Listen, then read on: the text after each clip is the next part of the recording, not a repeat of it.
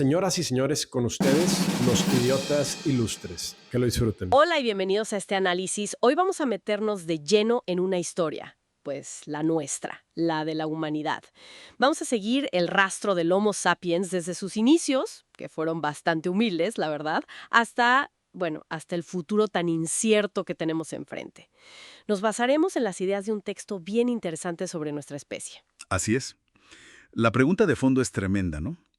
¿Cómo fue que un simio, uno más entre tantos, llegó a ser el dueño del planeta? Exacto. ¿Qué pasó? ¿Qué giros? ¿Qué revoluciones nos hicieron lo que somos hoy? Pues vamos a revisar esas grandes transformaciones. ¿Listos para entrarle a esto? Empecemos por el principio. Bueno, no el principio absoluto, pero un momento clave. La revolución cognitiva. Hace unos 70.000 años. Sí, y es curioso porque antes de eso, pues había otras especies humanas. No éramos los únicos ni, digamos, los más importantes. Éramos un animal más. Ajá, sin mucho impacto real en el gran esquema de las cosas. Pero algo cambió. ¿Qué fue? Un cerebro más grande. Herramientas nuevas. Pues fíjate que no tanto un cambio físico evidente, sino algo más, interno. Una especie de actualización en nuestro software mental, por decirlo así. La clave, parece ser, fue que desarrollamos la capacidad de inventar y sobre todo de creer colectivamente en cosas que no existen en el mundo físico. Cosas como qué. Mitos, dioses, el dinero, las naciones, las leyes, las empresas. Piensa en Peugeot, como menciona el texto. No es un coche ni un edificio, es una idea compartida, una ficción legal en la que todos confiamos. Ah, claro. O sea, vivimos en dos mundos a la vez. El real, el de los árboles y los ríos. Exacto. Y el imaginado, el de los derechos humanos, las fronteras, el valor del dinero, justo. Y esa segunda realidad, la imaginada, se volvió increíblemente poderosa. Nos permitió cooperar de formas súper flexibles y con muchísima gente que ni conocemos. Y eso ninguna otra especie lo puede hacer, ¿verdad? Que sepamos, no a esta escala. Esto nos sacó del reino puramente biológico.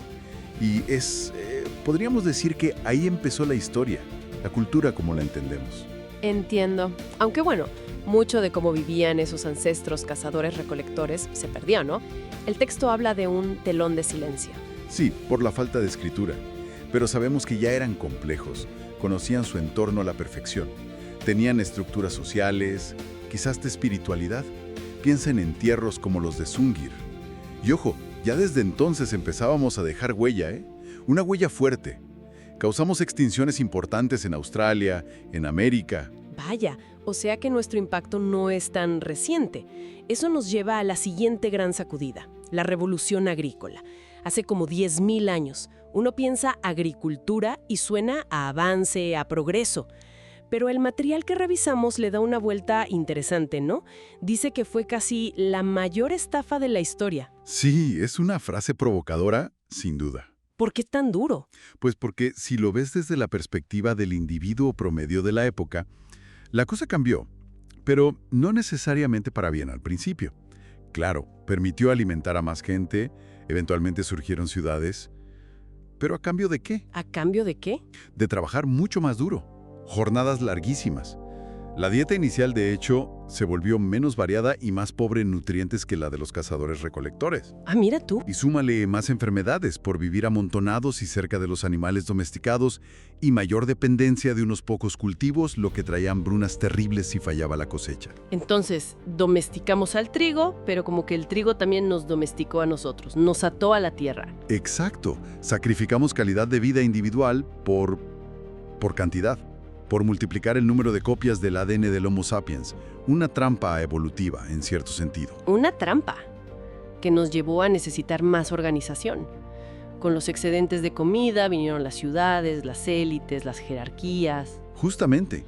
Y para que todo eso funcionara se necesitaron órdenes imaginados más complejos. Leyes, normas sociales, mitos compartidos que justificaran esas nuevas estructuras. Como el código de Hammurabi que mencionas, que decía básicamente, hay superiores, plebeyos y esclavos porque así lo quisieron los dioses. Así es. O piensa en la Declaración de Independencia de Estados Unidos. Todos los hombres son creados iguales. Biológicamente no es cierto, somos diversos. pero es un mito potentísimo para organizar una sociedad moderna. Son ficciones útiles, entonces, y no solo organizan, dices que hasta moldean lo que deseamos. Totalmente. El consumismo nos dice qué comprar para ser felices. El romanticismo nos dice cómo debe ser el amor. Son narrativas culturales muy arraigadas. Incluso la escritura, que parece algo tan neutro. Surgió, en gran medida, no para escribir poesía épica, sino para cosas bien prácticas. Llevar registros de impuestos, inventarios de granos, para administrar esos órdenes complejos. Cambió hasta nuestra forma de pensar, volviéndola más como de archivero, más lineal. ¡Qué interesante! Y toda esta capacidad de crear órdenes, de cooperar, eventualmente nos llevó a otro proceso clave, la unificación de la humanidad. ¿Cómo pasamos de miles de culturas chiquitas y aisladas a esta aldea global interconectada de hoy? El texto identifica 3 motores principales de unificación. El primero, y quizás el más abstracto pero efectivo, el dinero. El dinero. ¿Por qué? Porque es un sistema basado puramente en la confianza mutua. Permite que dos extraños, que no comparten ni dioses ni rey, puedan comerciar y colaborar. Convierte casi cualquier cosa en casi cualquier otra cosa. Es un lenguaje universal de valor. Entendido. El segundo. Los imperios. Pensemos en el Imperio Romano, el Mongol, el Británico. A menudo se expandieron con violencia, claro. Pero al gobernar territorios enormes, diseminaron lenguas, leyes, costumbres, monedas, creando zonas culturales comunes. Dejaron legados que perduran hasta hoy. Sí, es innegable. ¿Y el tercero? Las religiones universales. Pasamos del animismo local, donde cada río o montaña tenía su espíritu, al politeísmo. Luego al monoteísmo, con dioses que aspiraban a ser los únicos y verdaderos para todos. Y eventualmente a credos basados más en leyes naturales, como el budismo, o a ideologías seculares modernas que también buscan ser universales. El liberalismo, el socialismo, el nacionalismo, el humanismo en sus distintas formas. Todas proponen un orden válido para toda la humanidad. Dinero, imperios y religiones. 3 fuerzas que nos fueron conectando. Y eso nos pone ya en la antesala de la última gran revolución que analiza el texto. La revolución científica. Hace unos 500 años. Lo que me parece fascinante es cómo la presenta. No como una acumulación de saber, sino al revés. Como el descubrimiento de la ignorancia. Exacto. El punto de partida fue admitir. No sabemos. Eso fue revolucionario. Antes se asumía que todo el conocimiento importante ya estaba en los textos sagrados o en los sabios antiguos. ¡Qué cambio de mentalidad!, ¿no? Radical. Y esa admisión de ignorancia se combinó con otras 2 cosas clave. La confianza en la observación empírica y el uso de las matemáticas para describir esas observaciones. Y muy importante, la ciencia no buscaba solo entender el mundo, buscaba obtener nuevos poderes, nuevas capacidades, tecnología. O sea, saber para poder. Justo. Y esta nueva ciencia no surgió en el vacío. Estuvo íntimamente ligada al ascenso de Europa, al imperialismo. Los viajes de exploración, como los del Capitán Cook, eran a la vez expediciones científicas y de conquista. Iban geógrafos, botánicos, pero también soldados. Y también ligada al capitalismo, ¿cierto? Se creó un ciclo. La ciencia daba poder y ganancias que financiaban más ciencia e imperio. Un ciclo que transformó el mundo, pero que también tuvo su lado oscuro. Sin duda. La búsqueda de beneficio y poder a menudo pasó por encima de consideraciones éticas. El comercio de esclavos, la explotación brutal de colonias, la indiferencia ante el sufrimiento animal, son parte de esa historia también. Y luego vino la revolución industrial, que fue como echarle gasolina a ese fuego, ¿no? Nuevas energías, producción masiva. Sí, desató una capacidad productiva inimaginable. Pero también nos ató al reloj de la fábrica, desmanteló las estructuras familiares y comunitarias tradicionales, reemplazándolas por la lealtad al Estado y las dinámicas del mercado. Y así llegamos a hoy. Un mundo que cambia a una velocidad de vértigo. Un mundo con una capacidad de violencia nunca vista.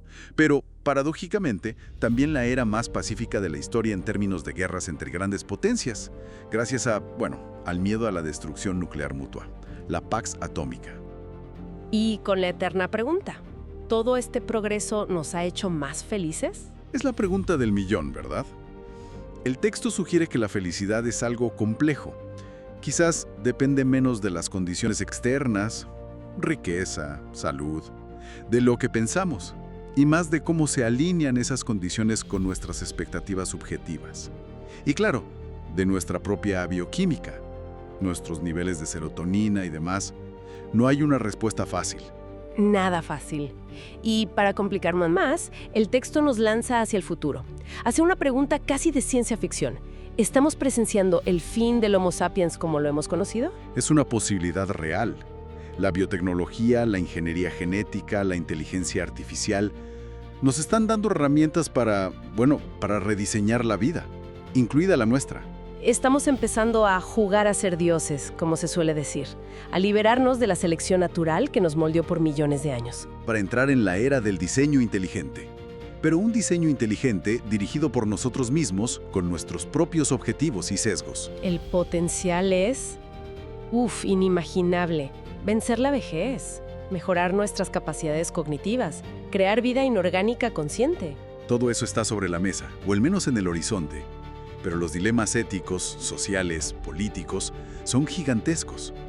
¿Quién decide qué es mejorar? ¿Habrá una nueva brecha entre humanos mejorados y los que no? ¿Qué significa ser humano si podemos cambiar nuestra esencia? Es abrumador. Hemos hecho un recorrido rapidísimo pero intenso, de ser un simio más en la sabana africana, pasando por descubrir el poder de las historias compartidas, la trampa de la agricultura, la unificación a través del dinero y los imperios, la revolución de admitir que no sabemos. Hasta llegar a este punto, donde tenemos en las manos el poder de alterar no solo el planeta, sino nuestra propia biología. Una encrucijada histórica sin duda, con un poder que nunca antes tuvimos. Y la reflexión final que nos deja este análisis es profunda. Con esta capacidad creciente de manipularlo todo, incluso nuestro propio ser, ¿qué va a significar ser humano en el futuro? Y sobre todo, ¿qué responsabilidad implica tener este poder casi divino que estamos adquiriendo?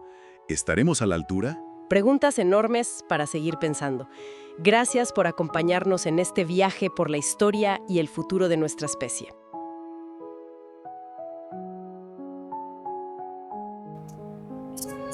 ¿Qué tal? Estuvo muy loco, ¿no? O sea, el libro está muy bueno, pero lo que dicen estos muchachos que se adjudican humanidad también es así como medio funky. Pero bueno, espero que lo hayan disfrutado. Nos vemos en el siguiente resumen del libro, o si no, con un monodiálogo, o si no, con un podcast de un par de idiotas.